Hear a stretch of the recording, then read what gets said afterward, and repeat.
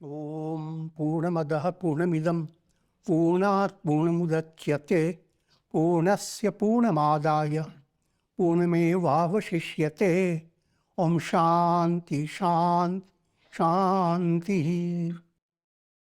Om Brahmanandam Param Sukhadam Kevalam Jnana Murtim Dvandvatitam Gagana Sadrisham Tattvamasyavi Lakshyam Ekam Nityam Vimalamachalam Sarvadhi Sakshi Bhutam Bhavatitam Trigunarahitam Sadgurum Tam Namami. Om. Erudations for Sadguru, who is Brahman, the giver of supreme bliss, embodiment of pure consciousness, one without a second, vast as the ether, infinite, eternal, beyond the three gunas and their modifications, the supreme preceptor. Yoga Vasistha Utpatti Prakarana, Section 9. Presently, you are being given the essential teaching of Yoga Vasistha to spur up your interest.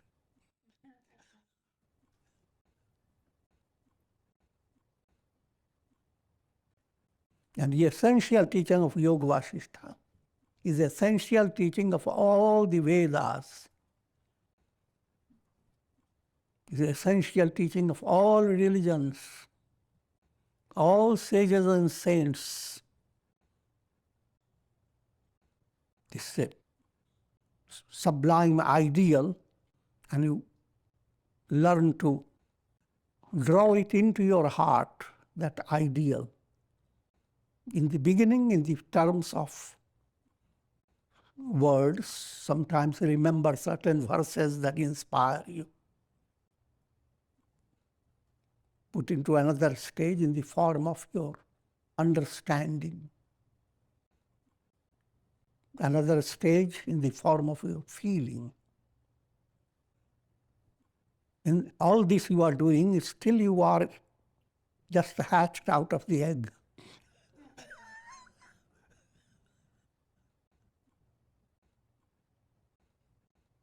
Now, in the terms of realizing it, now you begin to fly.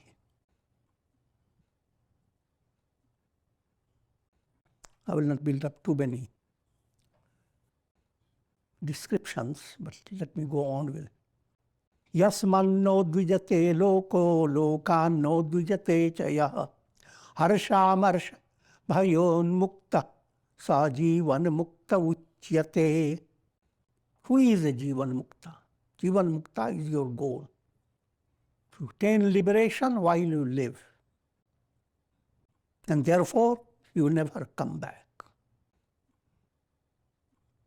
The moment you have that understanding, you begin to say goodbye to the world day by day.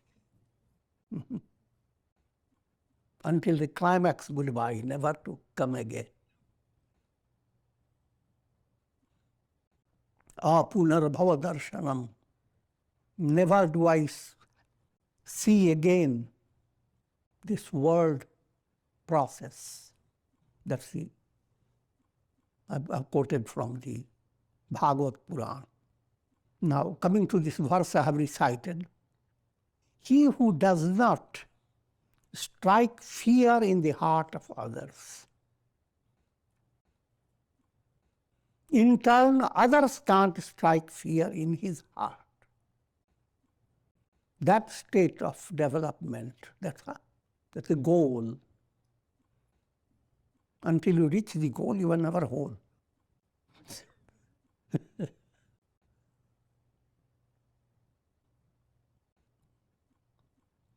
And what happens? If you attain the goal, you are not focused on your ego. All attainments in practical world, they continue in practical point of view. Things are interpreted as prosperity. Things happen which are interpreted as adversity, ups and downs. All these go on in life. But if you have in the deep core of your heart that understanding that God is the source behind all, I am not the doer. I am an instrument in divine hands. That again is an early step. The reality is I am that. So when Abhiman is that ego-centered existence. When Abhiman is knocked down, you are not existing based on your ego, but based on the I am, the absolute I am. When that happens, Abhiman has been knocked down. Hanuman has entered your heart. I will not lead you that. Hanuman represents that mind that has come to that state of attunement with God. Hanuman literally means chin broken. Ego has a big chin. When you follow a spiritual movement, the chin breaks. When that chin breaks, your face shines like the moon. And go one step further, becomes the sun. But start breaking the chin.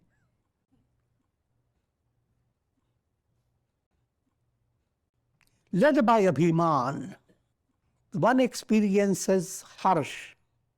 Harsh is whenever there is pleasant situation, become happy and begin to hop. Then we go into another great happiness. If your expectation is not fulfilled, anger radiates through your face, oozes out of your nose and your eyes.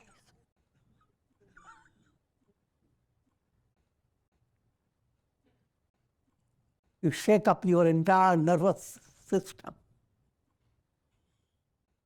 The code. And there comes, when your energy becomes debilitated by vanity-based happiness and by frustration-based anger, your energy depletes, spiritual energy.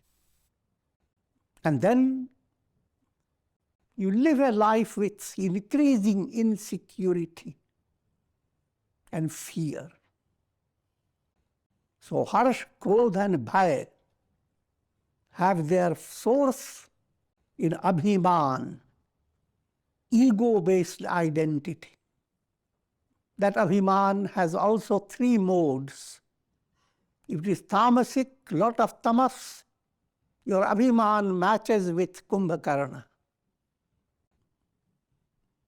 Mostly you seem very passive. But wake up. You are the most terrifying person at. That's the source of terrorism. The personality who has that tamasic ego. All those people go through lots of discipline and study of scriptures and quotation of great prophets and all that, but end up by holding a mind that wants to damage others completely without any rationality. Terrorism, that's Kumbhakarna method. Fortunately, God has planned them to sleep a lot.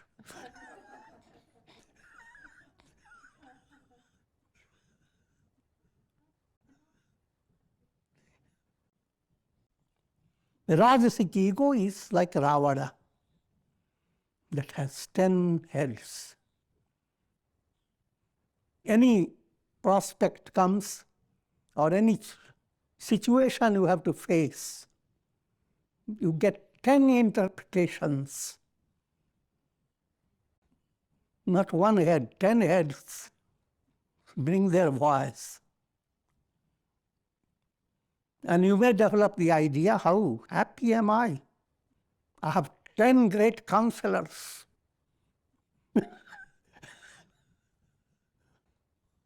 But they're all taking you to a ditch.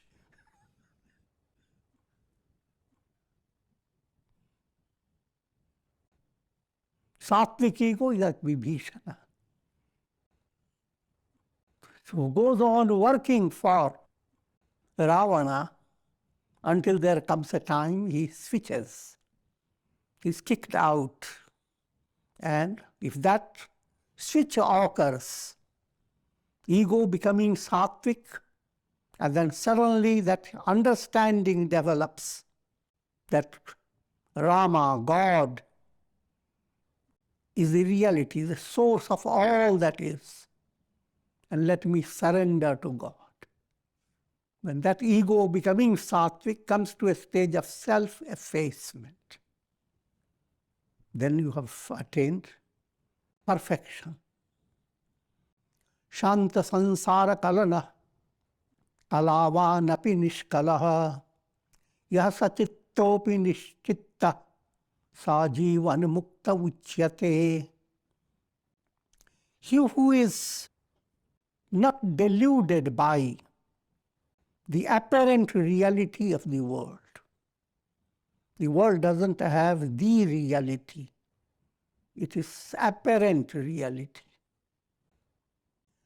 In the state of enlightenment, that world experience, which is like a mirage, that world experience is understood as absolutely unreal. The notion that the world is real, that notion is completely cut down. Though appearing to possess body and your personality in relation to the people around you, they may see you existing like one of them. But a sage is beyond what he appears to be. Though appearing to have physical body, a sage is pure consciousness. To understand in a very simple way, look into a jar with little water. You see the sun reflected. Now the sun appears to be shaking with that water. But the reality behind it, the sun is ever beyond the jar and beyond the water and beyond the shaking. That type of reality relates to every individual. Who am I when you begin to ask? You switch your attention from reflected sun in the waters of your mind, to the reality that shines through every mind.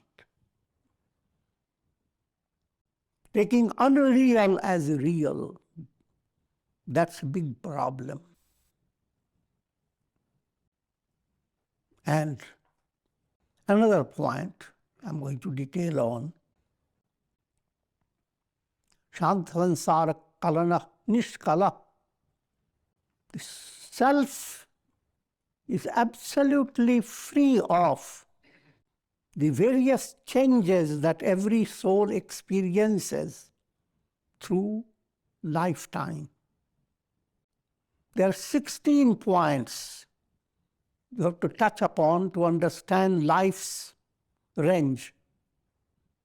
And what are they? They are called kalas.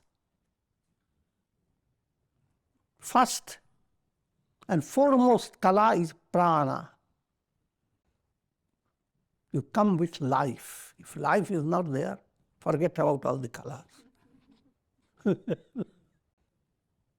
Now if you live, another point, Shraddha, faith, life that sparks with a mystic illumination. And I'm referring to all life. What makes every little baby bird become attached to the mother bird? What makes the relation between the two? What makes the mother bird fly long distance without cell phones and bring the needed food for the baby bird? That's called Shraddha-based movement. Everyone has a potentiality of faith. Every human being is born with that. Every creature is born with that. If you develop it fully, then you attain enlightenment. The word Shraddha is a combination of Shat plus Dha. Shat term relates to Sat, absolute truth.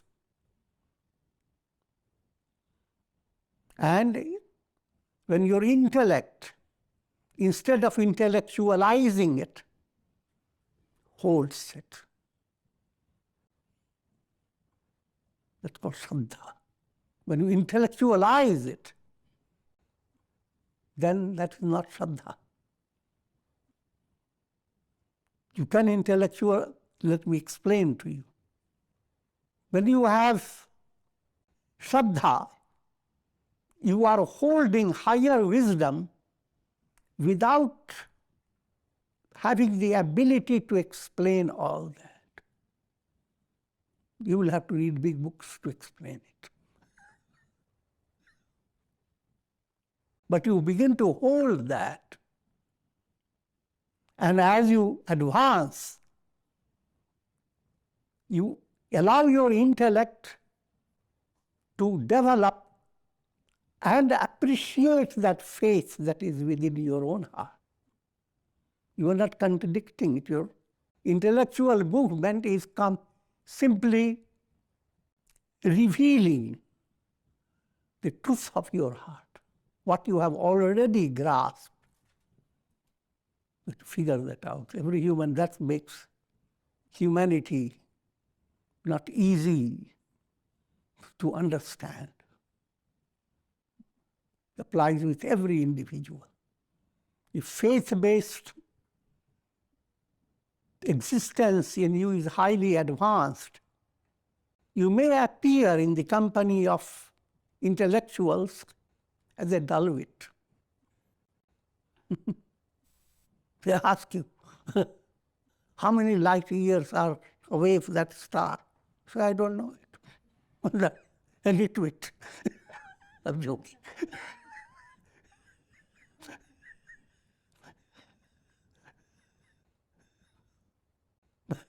But what you know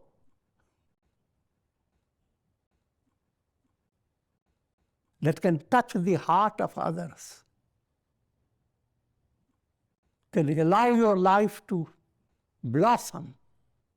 Ask a bud, do you know about botany? It doesn't know, but it has all that capacity.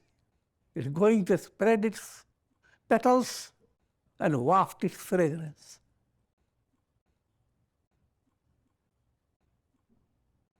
And if it were to become also a student, it can get PhD as well.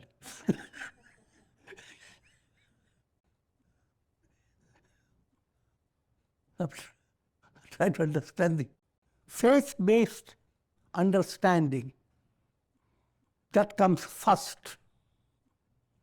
Intellect-based movement is your, as you advance, as you begin to live your life. And faith is always like a mother. You are constantly receiving nourishment from your faith. That's a kind of a broad way of explaining.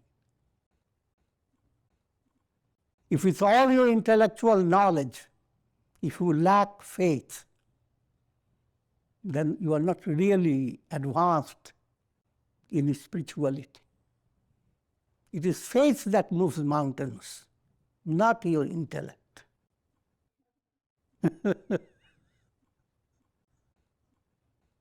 So I took all the time for the Shraddha, faith. So first came prana, life. Life expressed itself through faith, Shraddha. Now, all this is coming from cosmic source, God. What else comes? Elements go to compose your personality.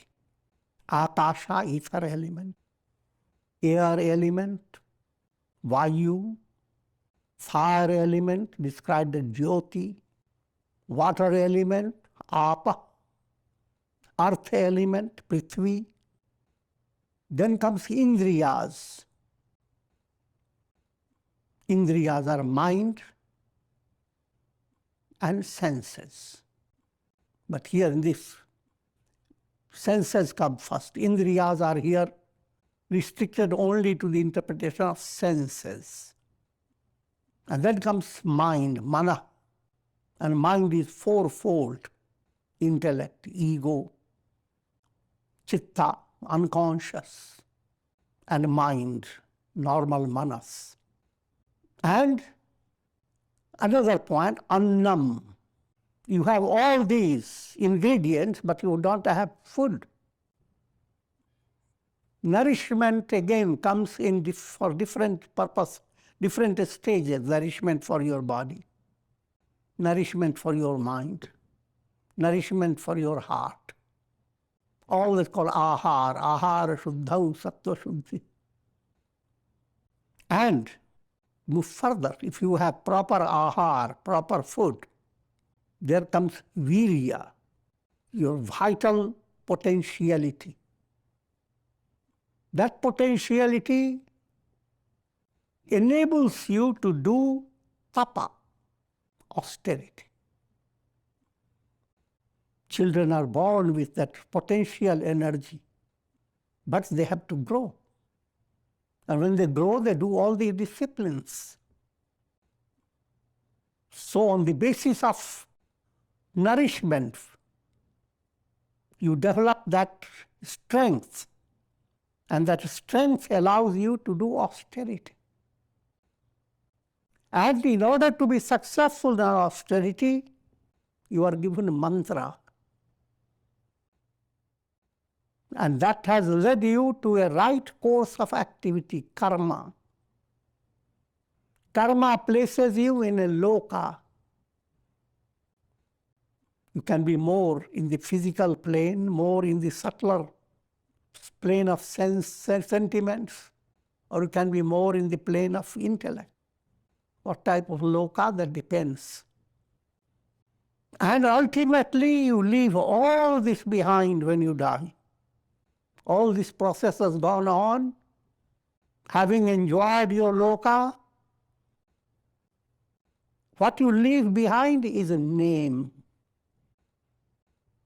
named in the pages of history, if you have been a prominent person.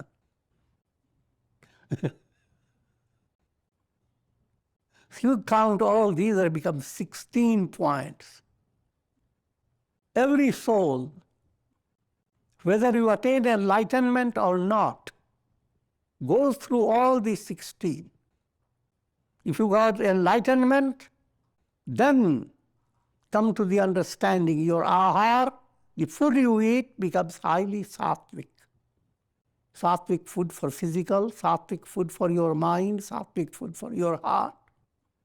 All that you get through satsanga is called food. And as you gain that sattvic nourishment, it gives you a spiritual vitality. Every challenge you face requires a strength. Someone scolds you, and mind suddenly spurs up. But you have spiritual strength. You hold the mind. Just like you walking and there is some slippery banana. But you have a strength enough, you slip a little and straighten yourself.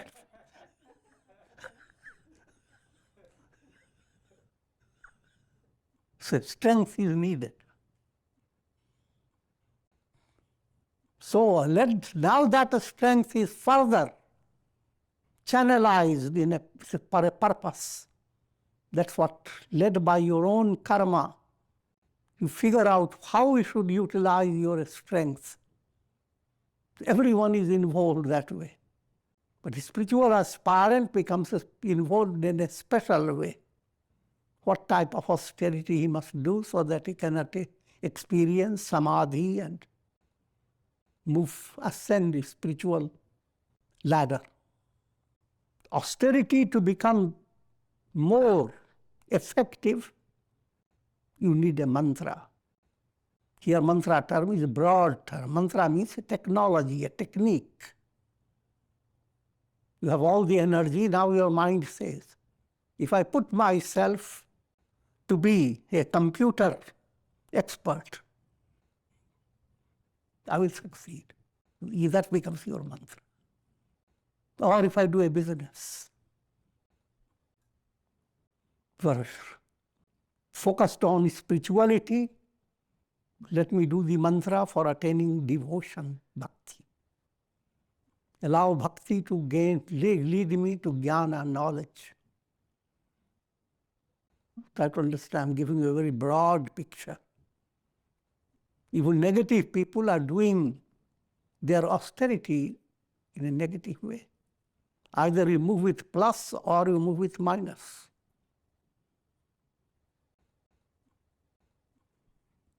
And led by all this, you become involved with karma. Either karma that is sakamya or karma that becomes niskamya.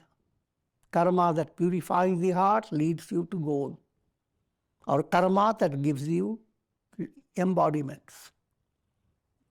And led by karma, you find yourself a status. You can become sthita prajna, go beyond all planes, attain liberation. Or you come to a certain level and stay on. That's called loka, fruit of karma. Whatever karma you build up, karma for your present personality has come to an end. But now you have karma, which is accumulated storehouse karma there, and a prarabdha karma emerges at the time of your death. Led by prarabdha, you are born again. But to the world, what you leave behind in relation to your previous personality, a name and some pictures.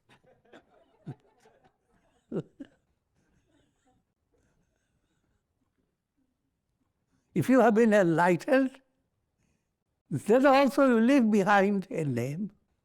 All saints and sages that you know, they are names. You didn't see them. But in their case, those names are powerful names. With that name is associated whole teachings. Say name Vyasa, sage Vyasa. The whole Vedas come in along with the name. I'm just giving you one sample. Every soul is Brahman, the Absolute. And that Brahman is described as Niskala. All the kalas, 16 points that I have mentioned, they all are negated. They do not relate to Brahman. Simple way to understand. When you look at so many reflections of the sun and so many illuminations of the sun, all reflections are subject to change, and they go through many stages of change. But all these changes that occur in relation to reflections, they have nothing to do with the sun. The sun is nishkala, without all those reflections. Similarly, the self, the reality in you, the real I am, can be interpreted through mind in so many ways. And that's what you are doing from life to life. Self is being interpreted from one type of mind to another type of mind to another type of mind. Karma is changing your mindset. And through each mindset, think of you have a lot of very advanced technological, what do you call, iPhones?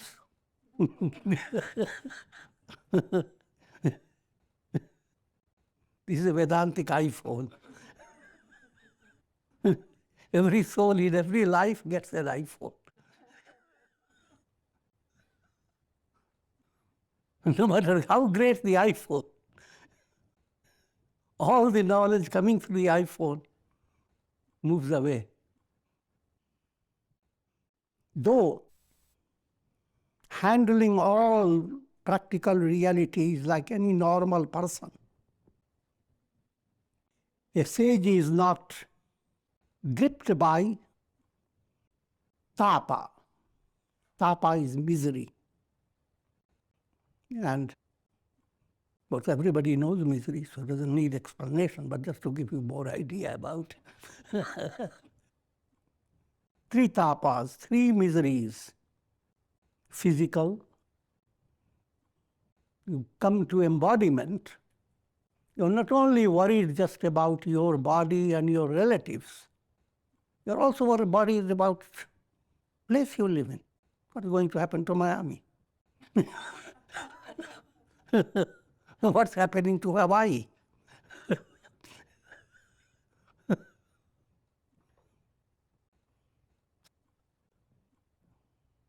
I'm just giving you a broad, in a joking manner.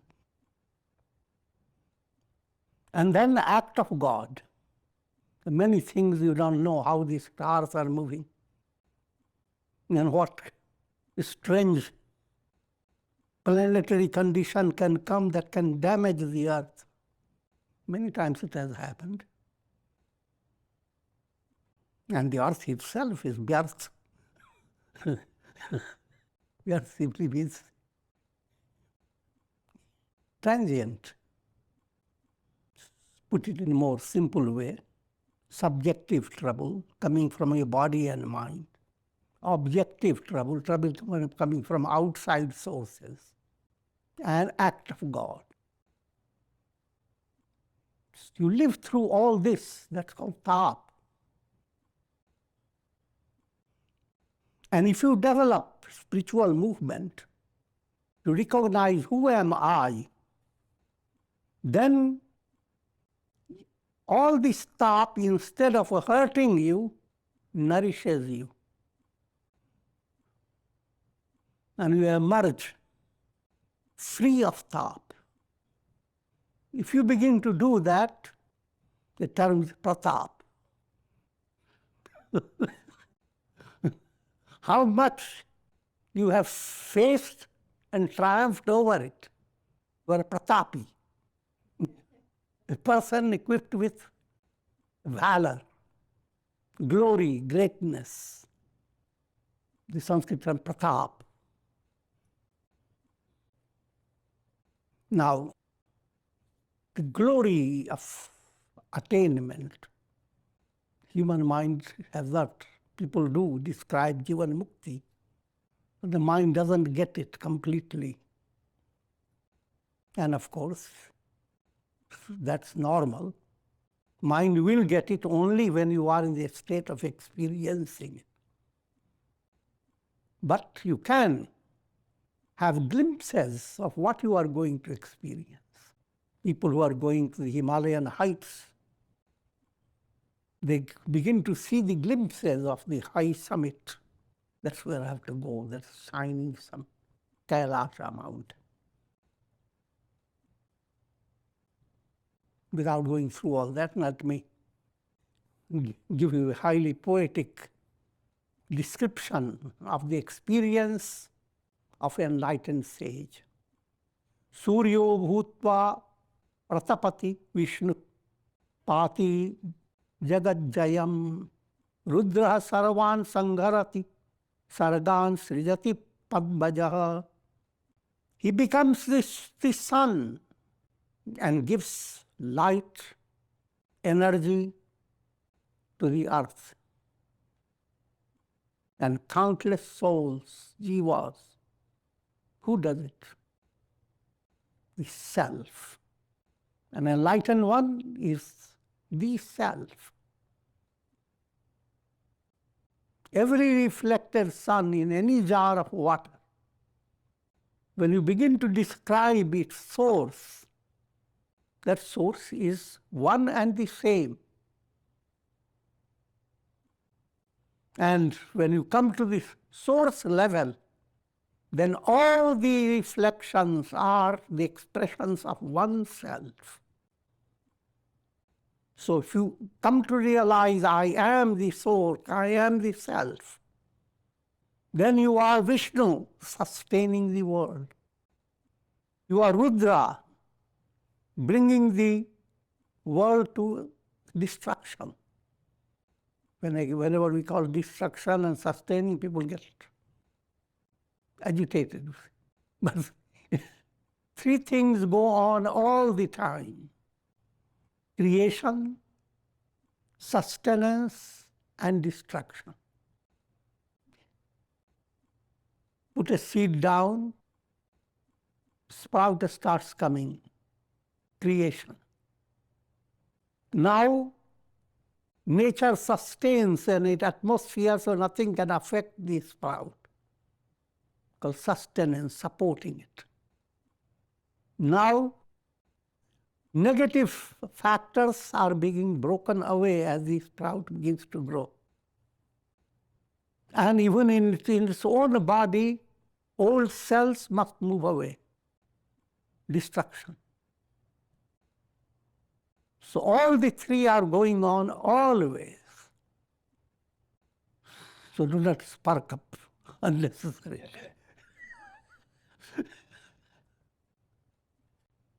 And the source behind all this, sustaining the world, allowing the world to evolve, and bringing the world to dissolution, source behind all that is one self, the self.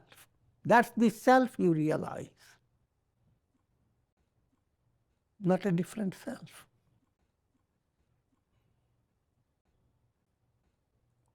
Becoming the Akasha.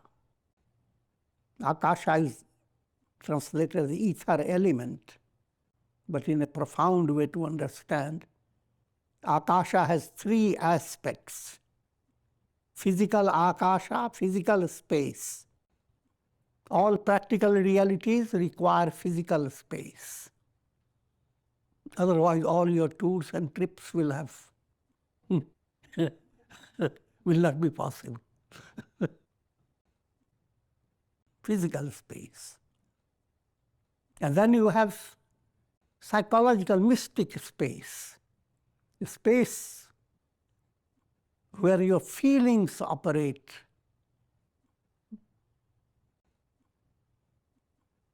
Even in old times, I'm just giving away. Parents, loving families, sent out their goodwill.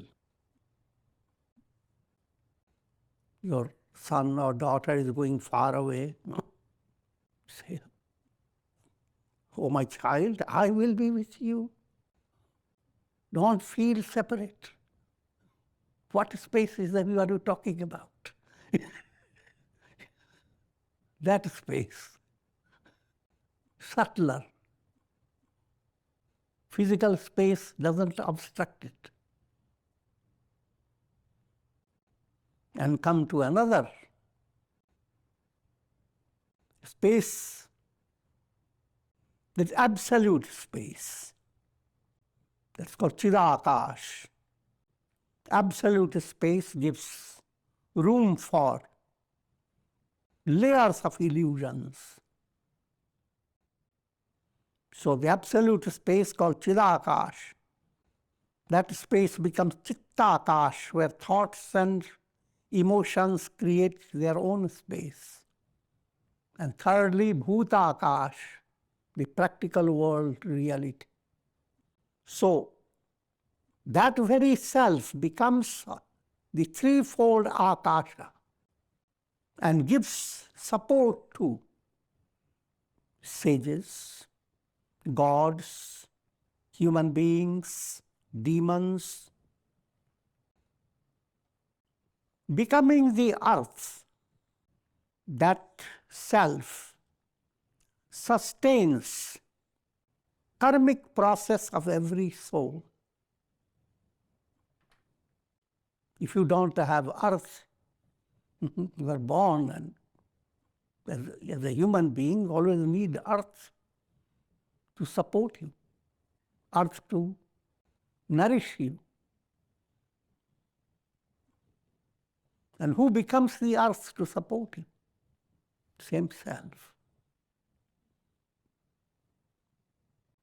Therefore, in Hindu culture, the moment you wake up, you send out a prayer. Oh, Mother Earth, I'm putting my feet on you. Please, be gracious.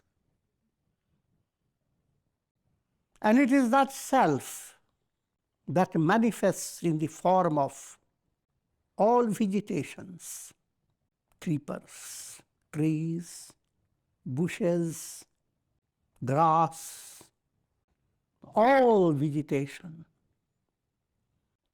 And it is that self that plays the role of water and fire. As the water of the rain comes down, fire, see, forests burning up, the same self that becomes the moon and showers nectar, and the same self that becomes poison dripping out of the nose of the snakes. I may not be scientifically correct.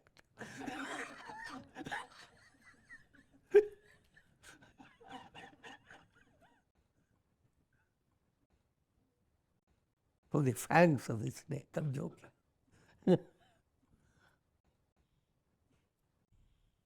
But the same self, if karma is going to terminate, though you have everything secure, and especially if you are in an Indian house, walk out, a snake jumps upon your head. And you are bitten by it. Now, a snake happens to be very poisonous. And doctors are far away. So, I'm just elaborating the point that even that has happened by divine hand. Karma is over. It's a pathetic situation in appearance. But in divine process, soul cannot be confined to one condition. It must move until it attains liberation. So it is the same self that became the snake.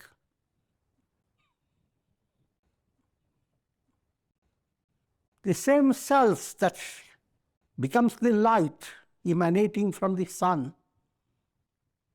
It becomes the darkness when the sun sets.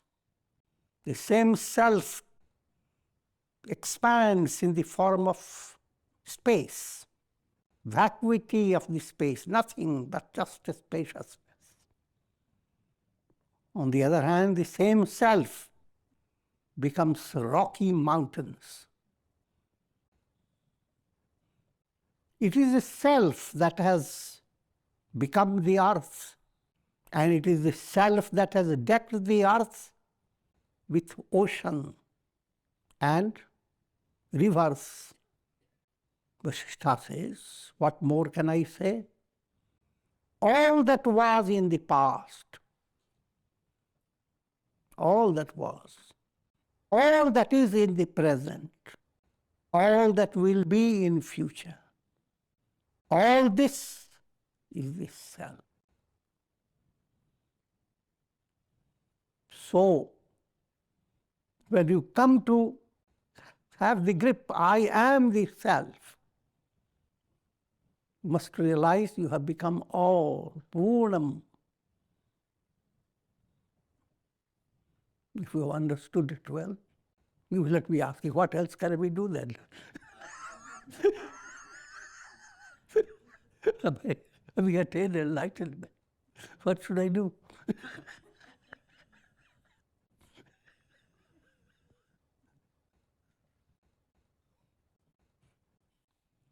And Sri Rama asks, O sage, how can we have that type of drishti, vision? Drishti means normally means vision, what you see. But in a mystic point of view, in this context, vision is all that you can understand and experience. How can you have that type of vision? I am all. And Vasistha gives replies, and we hold on.